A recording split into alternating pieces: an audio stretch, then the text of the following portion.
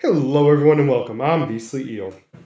And in today's video, we're going to be talking about the latest episode of The Boys.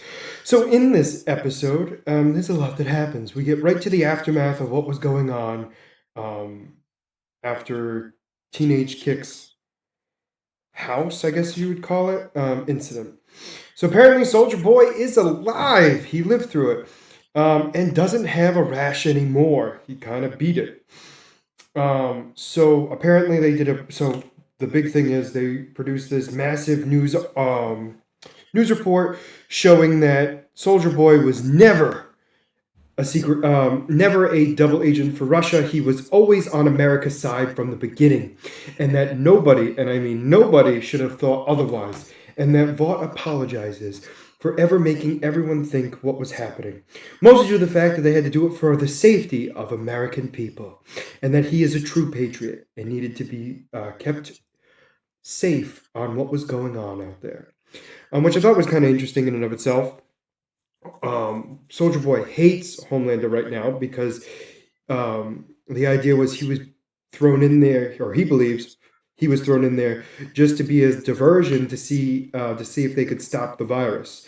Turns out that he's able to survive it, and that because of this, he's also immortal. So one of the big things there is the fact that they find out the reason why Soldier Boy was alive is because of the first iteration of the V virus? No, of Compound V. The first generation of it, and because of that, it caused a lot of people to die overall. But there were only a handful that were able to survive, and Sister Sage names them all, and she says Stormfront, and Soldier Boy's like, "Who the heck is Stormfront?" And Sister Sage basically states to him, "You would know her as Liberty," and that's when he goes, "Oh." And we see his face a little bit, which makes us a little concerned of exactly like what he knows about her, which would be very interesting to kind of find out as well. Because I would find that very interesting to kind of see their dynamic, which we will obviously get to see in the prequel series. But I thought that was kind of interesting in and of itself. So because of all this, Soldier Boy basically states to Homelander that he's the only one that's going to be outliving all of them. So when Homelander's old and on the crapper and can't do anything for himself, he'll gladly lead the Seven, and he can watch from the sidelines. Now, Homelander obviously takes this very poorly, goes into a massive rut, and decides after an epiphany from oh my god, what is her character's name? It's not Mallory. Maybe it is. I can't remember now. Elizabeth Shue plays her. She was in season one, and she got her head lasered through by Homelander. So the idea is she came to him in a vision as an angel, stating that he's going to become beyond a god, and that he will be just like Jesus and loved even more so. And they'll have to remove anybody who disagrees with him until there's only the select few who think of him as their greatest leader ever. So he then starts going on this weird kink of bathing in breast milk and drinking only milk to get himself ready to be the god that he's supposed to be. And that tells Sister Sage that all of Vought's resources need to be used for finding the first generation of Compound V. And she's like, "There's none left." She goes, "But we can look for it. We can see. But what's your obsession with it now?" And he's like, "It's my destiny. I'm going to be immortal. That's the only thing that can be done." So a lot of her being broken down and just doing what she's told. Soldier Boy realizes that Homelander is kind of losing it. He sleeps with Firecracker because he thinks that's Homelander's girlfriend. Come to find out, he realizes that she's not his girlfriend and that he wasted his time just sleeping with her. And he basically just states that he only did that to piss him off, and that was the only reason why he was doing it. So the other thing too is just the fact of seeing all that, and then Homelander basically hunts down everyone he can that might know about Gen V, the first generation. So the boys meet up with Edgar, and they try to get information on the first generation of V. So they go to his penthouse in the underground, where they meet with none other than Translucent Sun, who we saw in Gen V. So anyway, they try to speak to each other and everything else. Um, they're now the idea is, oh my gosh, Edgar's granddaughter, the one with the snakes in her mouth, I can't think of her name now, wants to kill Butcher. So she calls Ryan, who is Homelander's son, to try to help figure out how to kill Butcher. And he's basically like, I don't know if we should kill him, but we definitely need to stop him. And she wasn't happy with that, and she kind of just leaves him like that and says, I'm going to hunt him down myself. Well, then Butcher sees Ryan and begins to have a talk with him. The concept here is he wants Ryan to help him beat Homelander, basically stating that Homelander needs to be stopped and that there's no way around it, and that the virus is going to help, and that Ryan is the only one that can kind of do it. But unfortunately, if they use the virus, everyone's going to die. And he plans on being there with them to end himself as well. So Ryan and him have a heart to heart and all this stuff, and he thinks everything's going to be hunky dory. Well,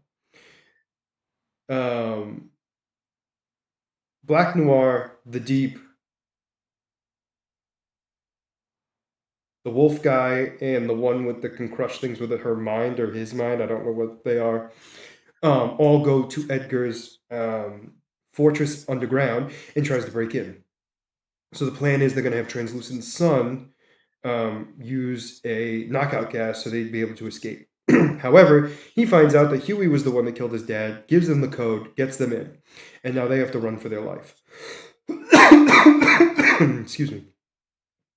So during this fight and everything else, Huey has to fight Translucent Sun. Black Noir takes Edgar and gets out of there, and a Mother's Milk takes out the wolf guy. He takes him out with like an Axe body spray, but it wasn't Axe. It's something that Vought makes. I just thought that was kind of interesting because of his enhanced senses. It like completely knocks him down. So anyway, he gets taken out. Starlight goes and sees kind of what's going on, and the one that crushes everyone with their hand looks like she crushes and pops Huey. So Starlight snaps this woman's neck. What happens next is she realizes that it wasn't Huey that died, it was Translucent Sun that exploded, and that he was all right. And she realizes this is going to be too much for her. It was easier when it was just her doing this, and that she doesn't feel comfortable doing this with Huey, and she flies away. So during this, Frenchie and, oh my gosh, Kimiko go back to the lab, and apparently Edgar's granddaughter is with them, unbeknownst to them. She finds out her dad's alive, destroys the lab, and they escape. Kimiko lets him go because she's like, they need to be a family. Butcher finds out, is pissed off. Ryan's like, we could still do this, and Butcher's like, no, we can't. Without the virus, we're all going to die. Homelander will kill you specifically. And Ryan's like, no, we can do this. We can do this. You said I was strong enough. He's like, you're not. I only said that to get you on my side. So Ryan decides to go after Homelander himself. It turns into a slight fight, but Homelander beats Ryan to a bloody pulp. The thought was, I'm not going to lie to you, was that Ryan died. However, Butcher shows up and realizes that the kid's alive, barely, and he gets him out of there. And Homelander is super excited to have Edgar by his side again, because now that they have Edgar, they have a good idea of where they can find the first generation of V, so he could become immortal. Well, the boys realize that there's only one place that the first generation of the Gen V should be, Compound V, would be is in this particular decommissioned military base that is owned by Vought, which would be interesting to see if that works. So obviously the next episode is them going there, but I don't know what else is going to happen. I guess the best way to phrase that, because obviously they're going to go there. We also see that the Deep knocked out Black Noir to take him out so he can look like the good guy by bringing Edgar to him. Black Noir is still acting a little weird, and I don't think it's actually Black Noir, and I'm really curious to see who it actually is, but we'll have to wait and see. because he's not acting like the Black Noir we know. So it's just interesting to know. But overall, we'll have to wait and see for that. That being said, a lot of stuff is going to be happening in the next episode. We're going to see Homelander completely lose it more than he already has. And we're going to be seeing kind of how everyone reacts to the fact that he thinks of himself as a god, more so than he ever did prior. So it's all this stuff kind of coming together, and we're going to be seeing probably a lot more violence. And also be curious to see what happens to Annie, because she's technically left the boys because she's worried about Huey. We'll have to wait and see to know more. But let me know what you guys thought about this episode down in the comments below. Did you like it? Did you not? And why? And as always, if you like the content you see, please make sure to like and subscribe down below. Other than that, there's going to be Beastly Eel signing out. Have a wonderful night. Bye-bye.